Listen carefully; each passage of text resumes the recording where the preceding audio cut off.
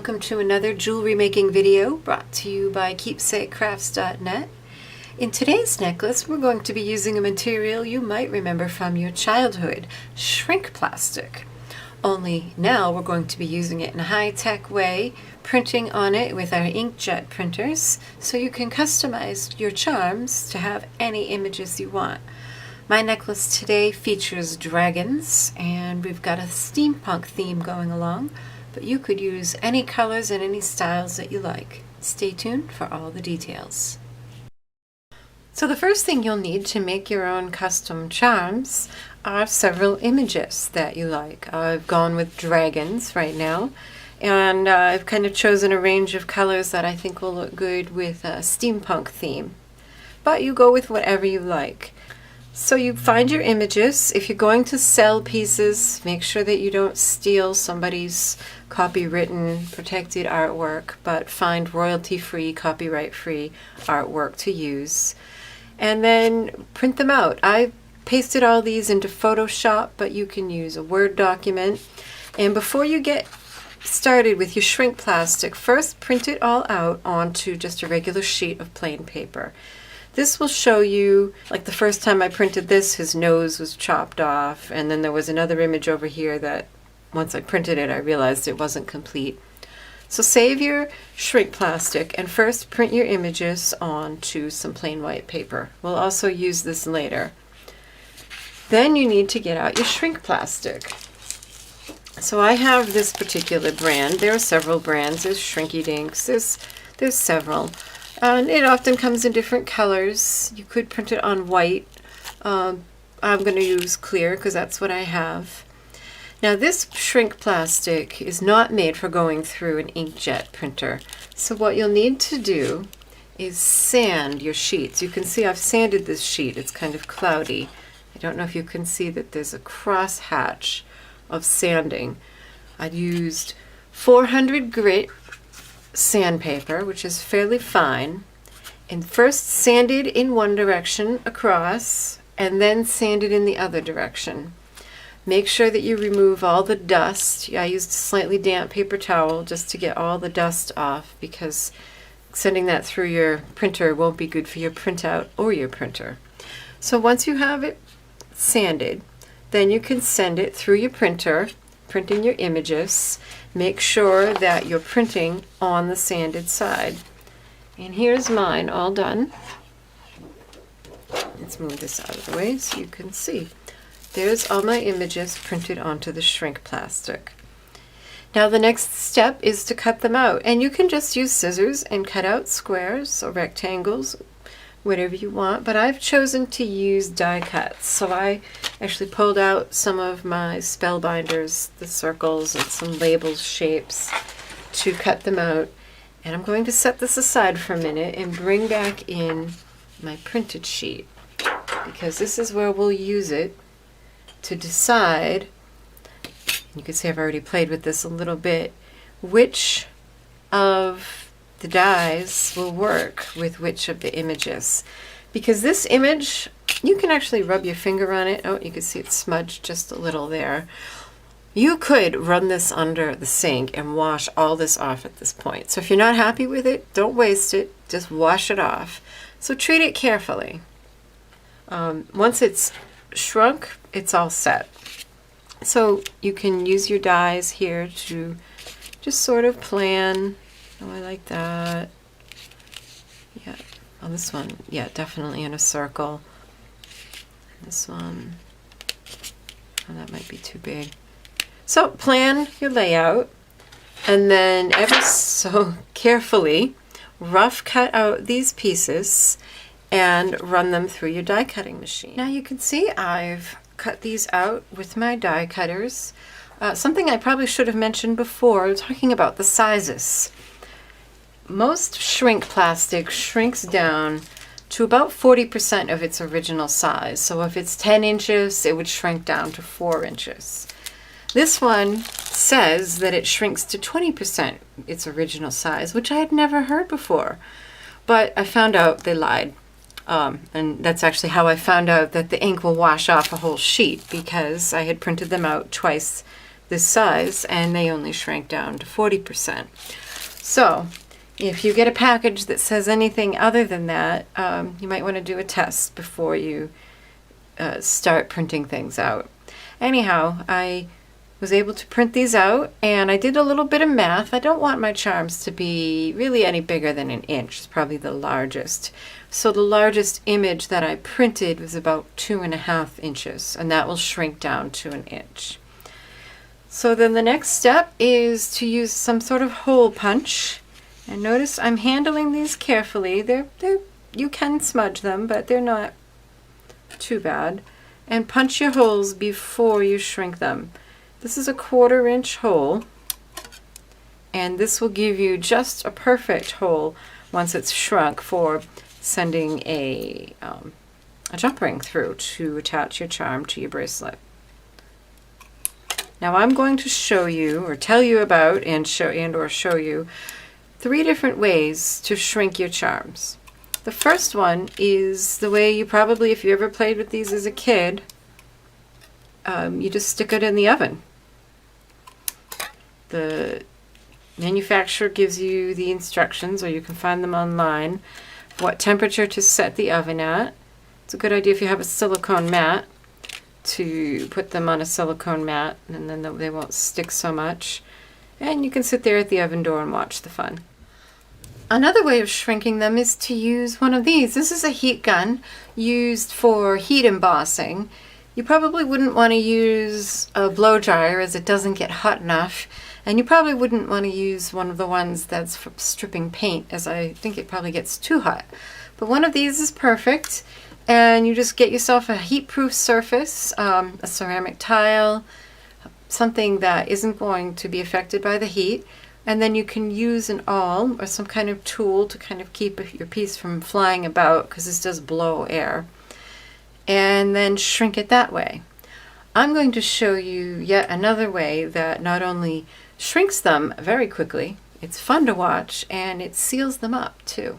Okay, so now what I have here is a Ranger melting pot for melting lots of different things, but I'm going to be melting ultra thick embossing enamel. In fact, I have some in here already, and it's completely melted.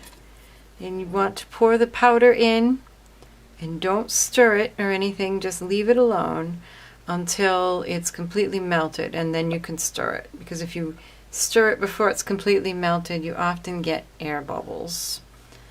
So I'm just going to set that to the side. And you'll need one of these. This is a heat-resistant spatula, and I have this on it's actually a granite top, a stone top, so this isn't going to be affected by the heat. The setting, by the way, is all the way up here. It says UTEE, Ultra Thick Embossing Enamel. So you pour the powder in and put the lid on, which helps conserve the heat, of course. And then it melts fairly quickly.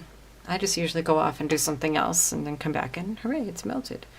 You'll also need a pair of tweezers. Metal tweezers are good.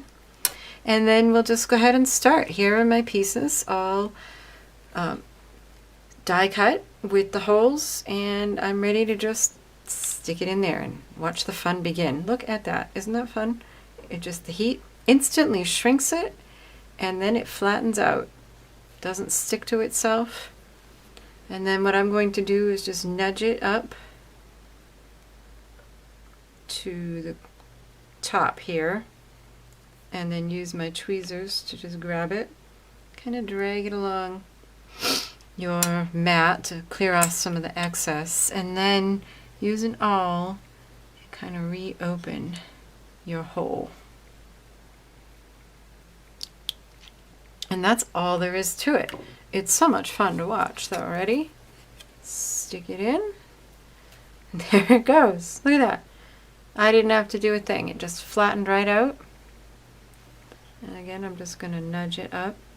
Boy, I think I should have cleaned out my pot before I remelted the stuff, because it's kind of grungy.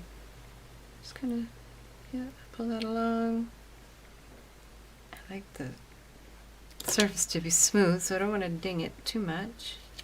Cools off pretty quick, but they are fairly hot when they come out. Don't worry that your ultra thick gets this kind of amber color. It's kind of like sugar. You know, when sugar gets hot, it turns brown. So you just repeat for all of your charms. Don't forget to clear your hole. It's a whole lot easier to do it now than it is to try to battle with it later. So I'm going to finish these. So I've dipped all of my charms and made sure and poked all the holes. And these have cooled off. Now if you have any little bits, that one just came off with my fingernails, but sometimes there's like a piece.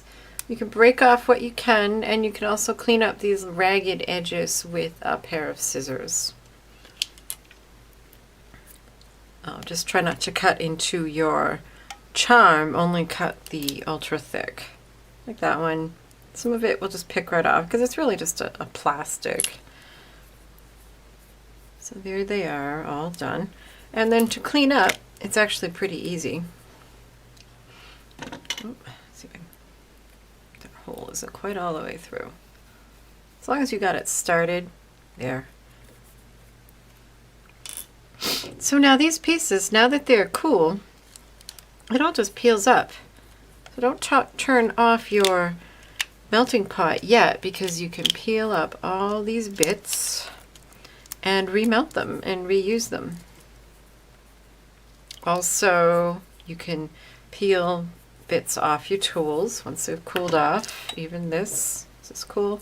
This is flexible, so that just whole thing will just come right off. Anyways, you can just pick all these bits off your tools, remelt them, and once everything is remelted, then turn off your melting pot. Let it sit someplace safe where it's not going to get bumped into, and let it cool off. Once it's cooled off, you can pop this whole thing out, store it, and use it next time. So here I am back with my dragon charms all done. And in case you're wondering, hey, those don't look like the ones she had earlier, you're right. Actually, this is the only one left from that original sheet that I showed you. What I discovered was that the backgrounds really interfered with the way the charms looked. And so the reason this one survived is because it was a strong image. It has a strong silhouette with a lot of white space in the background. And so when I realized that, I went back and found different images that met that criteria. And so even though these are all very much shrunken down images, less than an inch, you can still tell what they are. So learn from my mistakes. Find yourself images that have, like I said, a strong recognizable silhouette, if that's what you want, to be able to tell what your image is, and a lot of white space in the background. I've gone ahead and assembled the things that I will need to make these charms into a necklace. My first plan was to make a charm bracelet, but these really are too big. So if you're going to make a necklace, you probably want charms that end up being a 1/2 inch or smaller. Since these are so big, I decided to change plans and make a necklace. So of course, the first thing you'll need is some chain. I have 26 inches of pretty chunky chain here, and that will be helpful, and it will lend to the look because I'm going for a steampunk look. And I actually wrapped this around my neck and determined, just kind of measured with my fingers, that I wanted the charms, the decoration, to be in the middle 6 inches. And then of course you'll need a clasp. You'll need some jump rings to attach your components to your jewelry. And these are oval jump rings. And I really like these because the split, as you can see, is right there on the side of a long side. So even if it were to come open on you, there wouldn't be as much chance of your chain link finding it, or the part of your charm finding it and falling out. I mean, we always try to close our jump rings securely, but these are kind of interesting and give some insurance. Also, you'll need some head pins if you're going to be making bead dangles, which I plan to.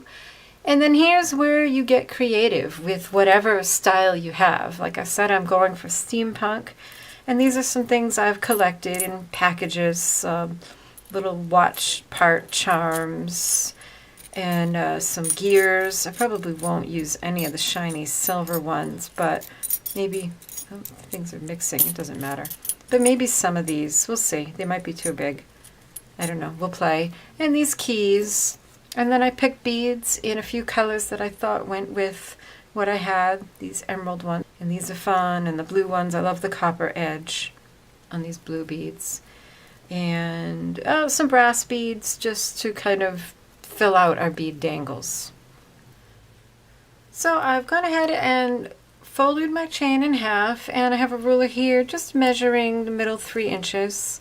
I also sort of arranged the charms the way I want them, although it's really not crucial.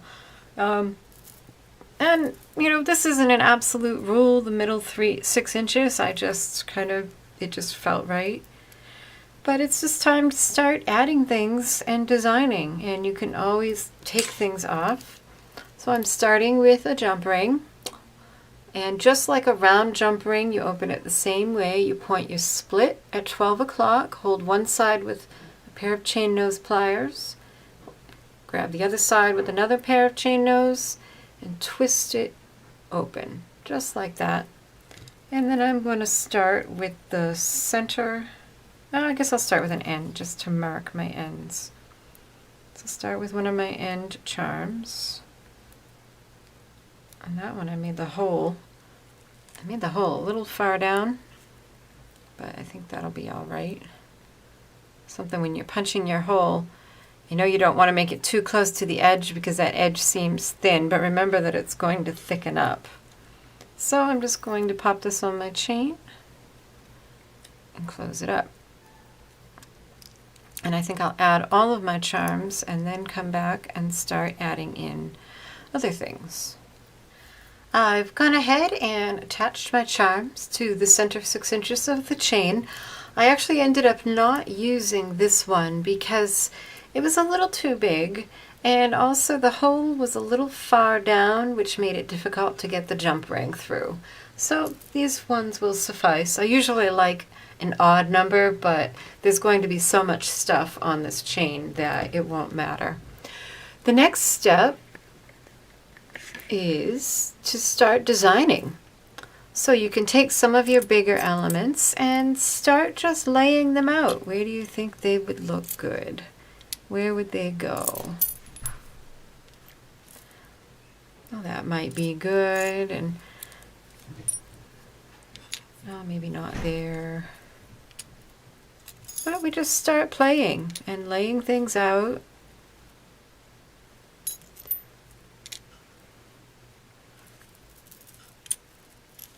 There we go.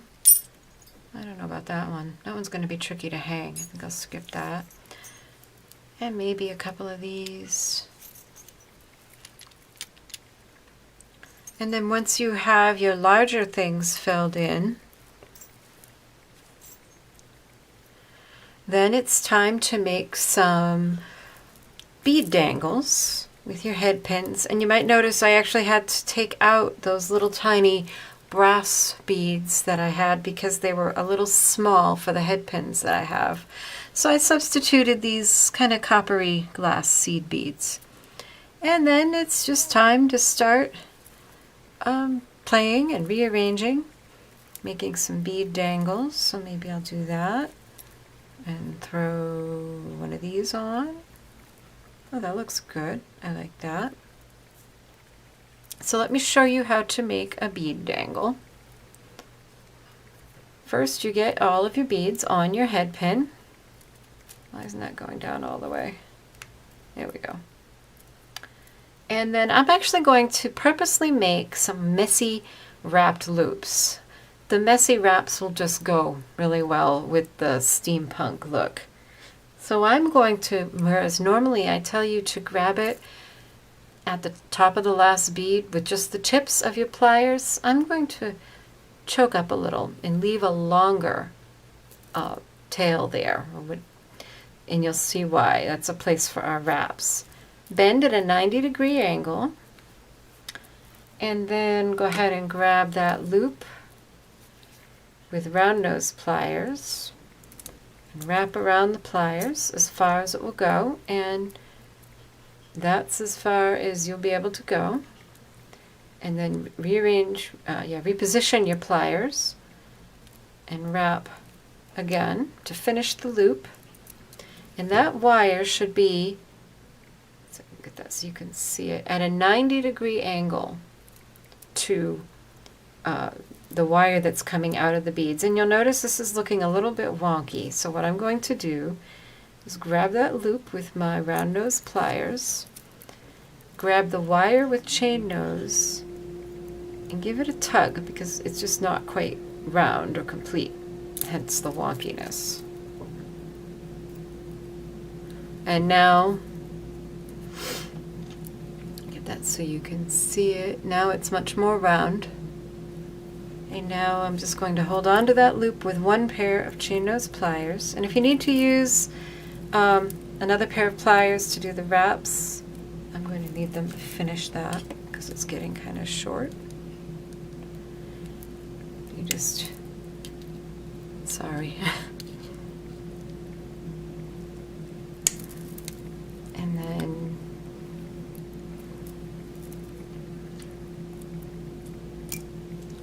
I'm just going to chase that around with my pliers until I've finished the wrap. And sometimes you got to hold on to it. I'm going to hold on to it with my non-dominant hand and then go after it with my dominant hand, and that will actually work. There it goes. Much better. See what I mean by chasing it around? You just kind of hold it one side and chase that end around. And if it's still sticking up a little bit, I don't know if you can see that, a great little tool to use is actually some crimping pliers because they have a rounded space.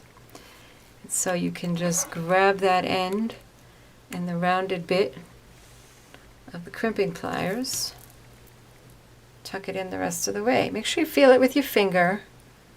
You don't want any rough ends. And that is an extremely messy wrap. But that's okay. That's kind of what I was going for. So then, keep making bead dangles and then attach everything to your necklace with jump rings. Attach your lobster clasp to one end with a jump ring and you are done. And now I have taken some time and finished my necklace.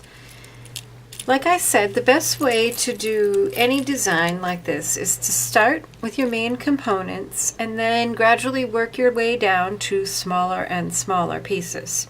So here's another look at our finished project. Thank you so much for watching Keepsake Crafts videos. Please be sure to check out my blog for more crafting and sewing ideas and inspiration. Subscribe to the blog and to the YouTube channel so you don't miss a thing. Have a good one. Bye-bye.